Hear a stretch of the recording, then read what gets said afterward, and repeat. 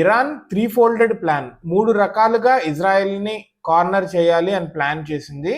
దాన్ని మేము ఎదుర్కొన్నాం. ఫస్ట్ ఏంటంటే న్యూక్లియర్గా బాంబ్ తయారు చేసుకొని న్యూక్లియర్గా భయపెట్టాలి అని ట్రై చేస్తే న్యూక్లియర్ బాంబ్ తయారు చేయాలి అని చెప్పి దాన్ని ఇప్పుడు మేము పాడు చేసాము. రెండోది బ్యాలిస్టిక్ మిసైల్స్ తయారు చేయాలని చెప్పి, ఎందుకంటే ఒక బ్యాలిస్టిక్ మిసైల్ వేస్తే అందులో వందలాది ప్రజలు చనిపోతారు.